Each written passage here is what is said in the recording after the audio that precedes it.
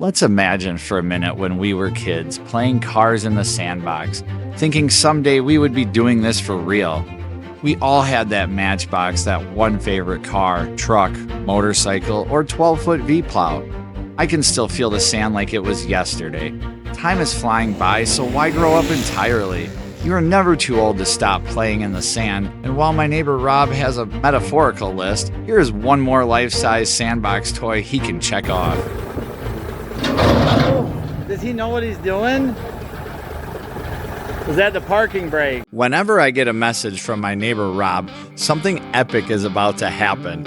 Let's take a moment and head down that road to find out how we ended up next to his son Austin in the cab of this semi.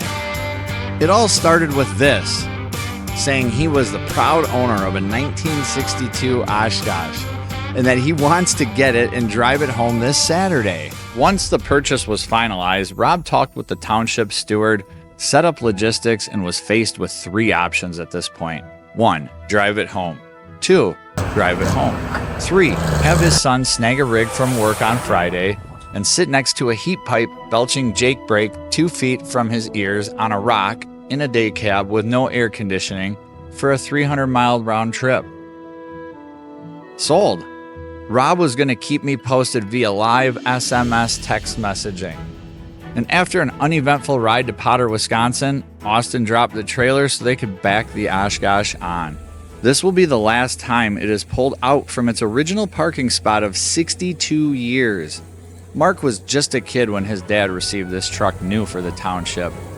Pretty cool if you ask me.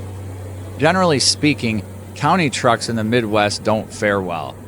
However, this truck has never sat outside, and Rob will play some vehicular Tetris when he gets home and park it in his shed.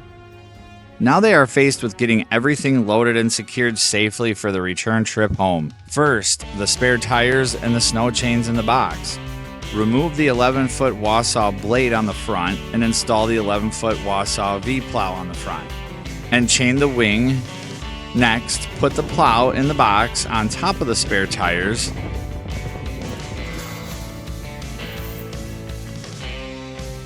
Back it onto the trailer, chain everything down, all loaded up and ready to go. The return trip home was uneventful, citing heavy winds. We did have max gusts of 21 miles per hour that day. Initially, we were going to unload in the road. However, just down from us is a perfect turnaround for a rig of this size.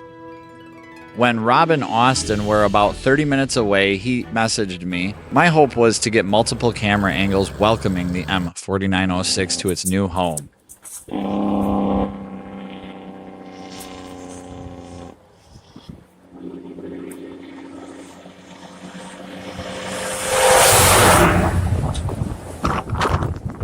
Sadly, I failed. However, I did get this shot. That's pretty cool. That's some Mad Max stuff there. It is awesome.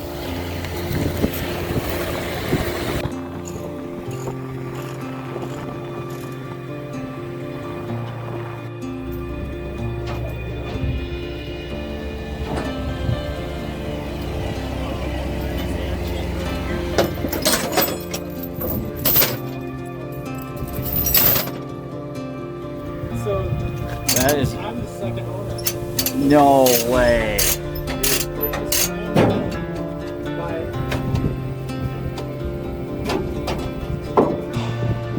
By the township.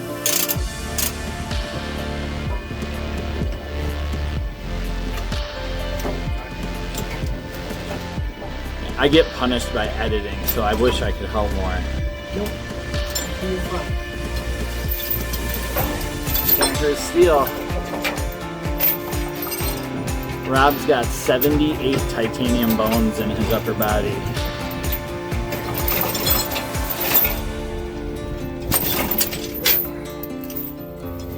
All right, something's happening here. Oh, I wish I would have got that action. God, he's so quiet. Wish I get another camera on it.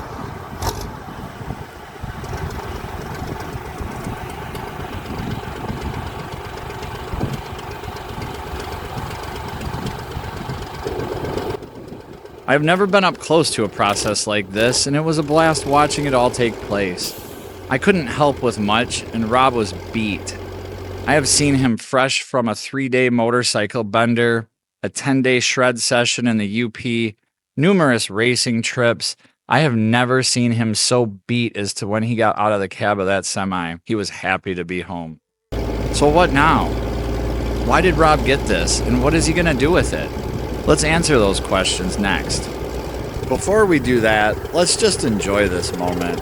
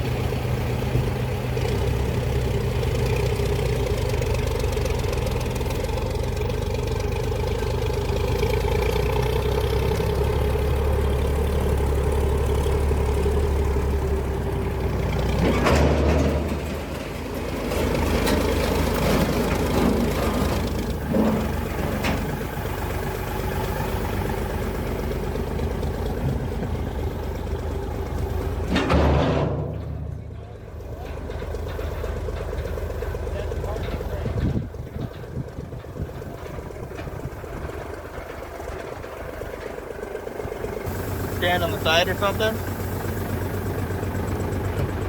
Problem is you can't see the road, so I'm gonna go flag the road for you and give you a signal to come because you can't see if there's anybody coming. And then you'll jump on?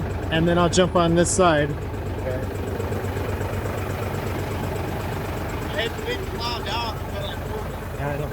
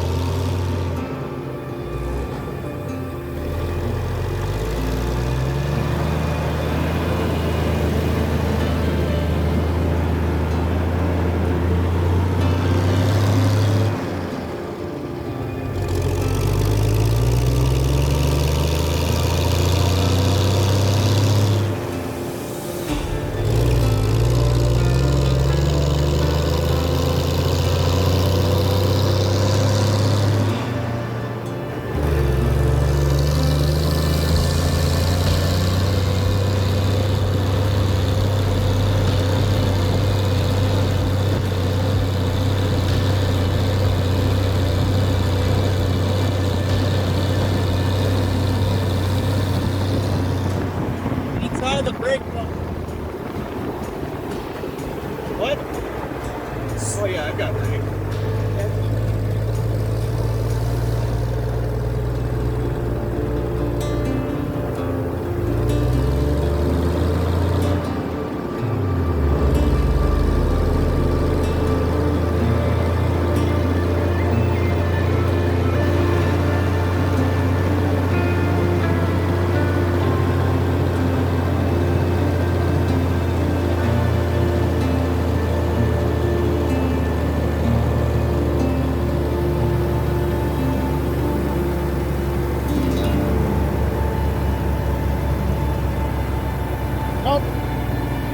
There you go. All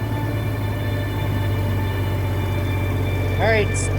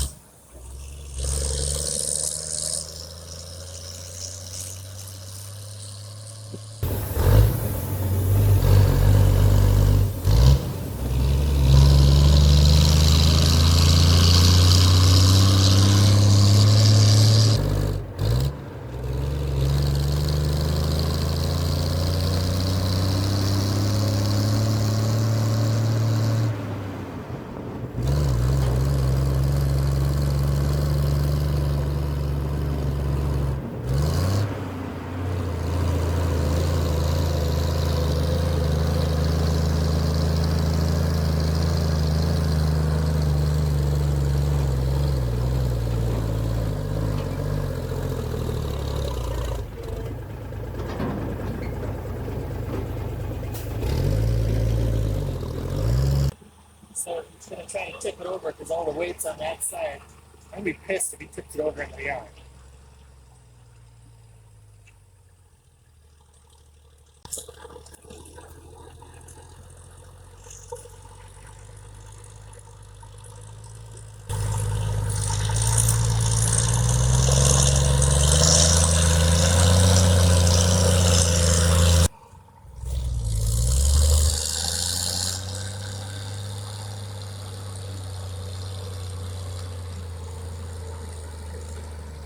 Right there.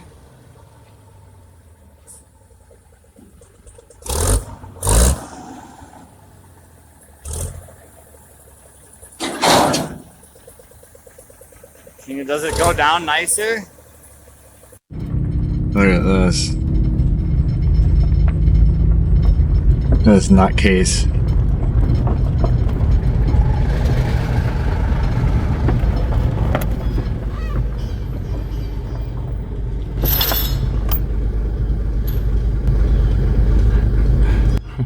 What's going on today?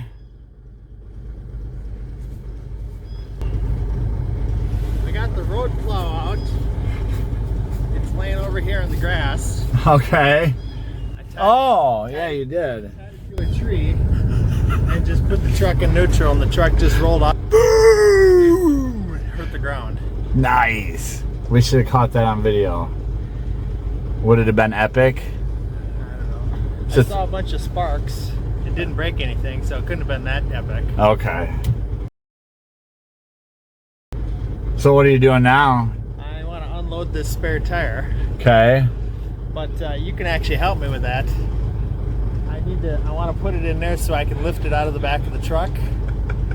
What But the? I can't see where the wing is. I think the wing is too tall to go in the building. Okay. So I need to figure out how to get the wing lower. And I don't think it's going to work. I don't think it's going to fit in the building with the wing on it at all. Yeah, it's pretty high, but it.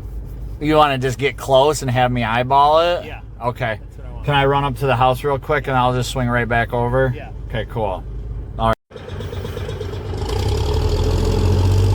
Back it up.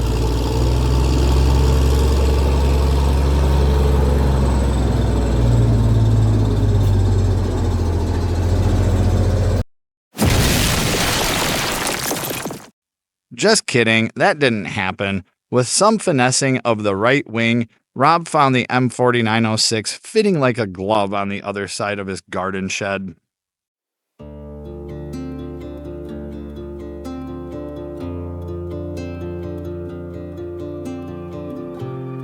Let's see what my neighbor Rob has been up to with this beast. Here is one encounter I had with him on the way to the recycling center.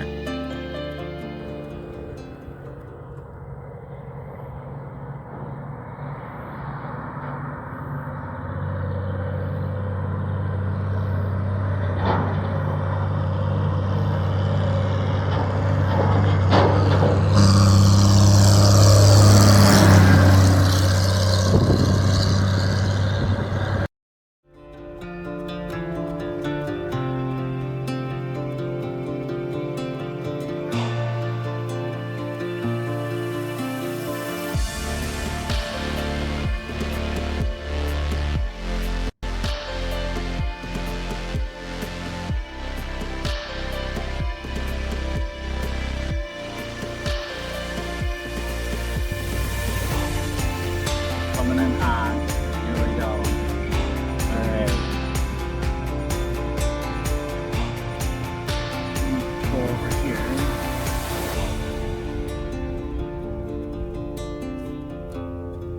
Shut her down. And we'll see if we can get him coming in.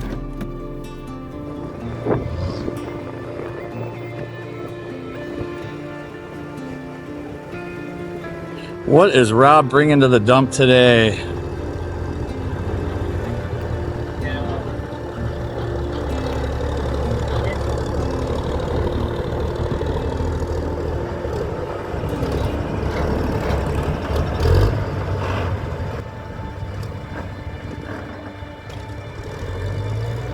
With a trip to the recycling center in the books, the next call to action for the MH4906 was a 1950 Ford F1 cab on a four-wheel drive chassis.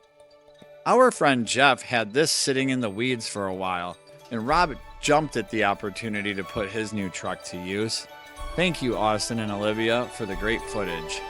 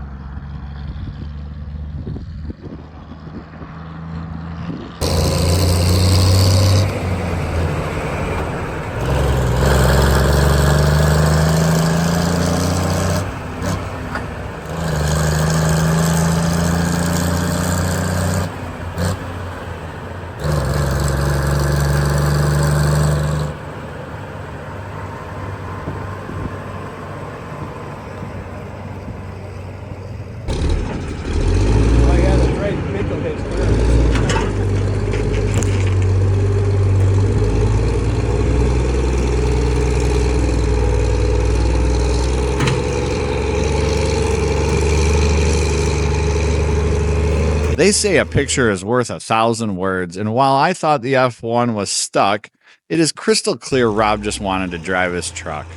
I am sure that functioning F250 in the background would have done just as well, most likely, probably, but not with the 1960s Oshkosh coolness. I wonder if the brakes are just light on fire. I don't see smoke yet.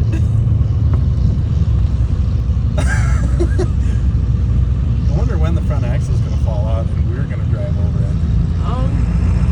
I guess we'll find out.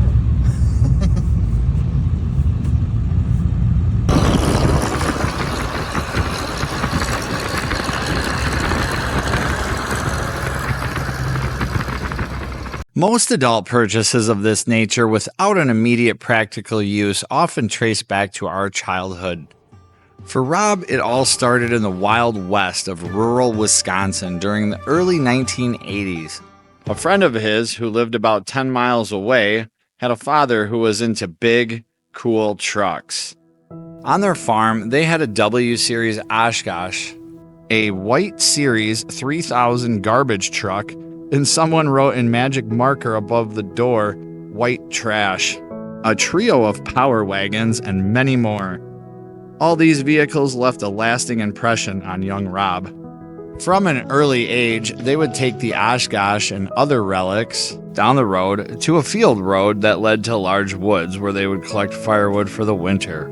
If the Oshkosh wasn't being used for hauling wood, it was their ride on a hot, humid summer day to the crystal clear stream that ran through the property. The memories created with that truck, the farm, his friend, stuck with him. I get it. I have my own childhood memories tied to cars, motorcycles that shaped who I am today. Whether it's an old truck or something else entirely, those experiences stay with us. For Rob, the Oshkosh isn't just a truck, it's a time machine, an object of the past that carries him back to a specific moment in his time. Thank you for sharing this experience with us. We're so glad you're here to celebrate the history, memories, and moments that vehicles like the old Oshkosh can still create. Mark can rest assured that the truck he has known for the last 60 years will live on for many, many more. If you enjoyed this video or found value in it, please like, share, and subscribe to support the channel. Your support helps us keep these stories alive. And stay tuned, part 2 will feature a point of view driving experience and dive into the mechanics of the M4906. Go. This is a 1962 Oshkosh.